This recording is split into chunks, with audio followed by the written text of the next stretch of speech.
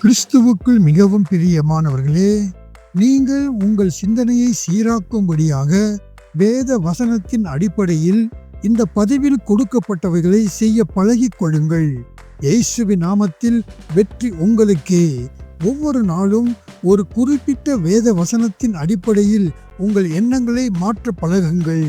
முதல் நாள், நான் ஒரு தோல்வியாளன் அல்ல, நான் தேவனுடைய பிள்ளை என்று நேரம் கிடைக்கும் போதெல்லாம் 10 முறை சொல்லுங்கள்.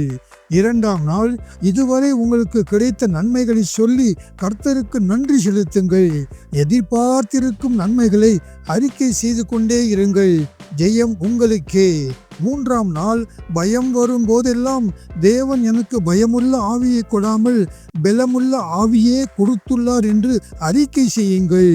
நான்காம் நாள், உங்கள் வளர்ச்சியை தடுக்கும் மனதில் இருக்கும் கசப்பான உணர்வுகளை கிள்ளி எறிந்து விடுங்கள். ஐந்தாம் நாள், நாள் முழுவதும் நேர்மறையான வார்த்தைகளையே பேசி எதிர்மறையான வார்த்தைகளை பேசுவதை தவிர்த்து விடுங்கள். ஆறாம் நாள், கடந்த கால தவறுகளை பார்க்காமல் முன்னால் இருக்கும் இலக்குகளை மட்டும் கணித்து செயல்பட முடிவு செய்யுங்கள். ஏழாம் நாள், எல்லாம் நன்மைக்கே என்ற நேர்மறையான எண்ணத்துடன் படுக்கைக்கு செல்லுங்கள். பின்பு ஒவ்வொரு நாளும் இந்த 7 காரியங்களை செய்ய மறவாதீர்கள்.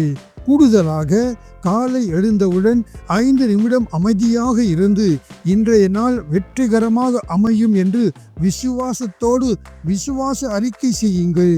உங்களை சுற்றி எதிர்மறையாக பேசுபவர்களிடமிருந்து தற்காலிகமாக விலகி இருங்கள். இரவு தூங்குவதற்கு முன் இன்று உங்கள் சிந்தனையில் வந்த ஒரு எதிர்மறையான எண்ணத்தை அடையாளம் கண்டு அதை எப்படி அடுத்த முறை நேர்மறையாக மாற்றலாம் என்று யோசியுங்கள். பிரியமானவர்களே, ஒரு படகு தண்ணீரின் மேல் இருப்பதில் தவறு இல்லை. ஆனால் தண்ணீர் படகிற்குள் புகுந்து விட்டால்தான் ஆபத்து. அதுபோல உலகம் நமக்கு வெளியே இருப்பதில் தவறில்லை. உலகத்தின் எதிர்மறையான எண்ணங்கள் நமக்குள் புகுந்துவிடக் கூடாது என்பதில் விடாப்பிடியாக இருங்கள். இந்த செய்தியை மற்றவர்களுக்கும் பகிருங்கள். கர்த்தர் தாமே உங்கள் ஒவ்வொருவரையும் அபரிமிதமாக ஆசீர்வதிப்பாராக. ஆமென்.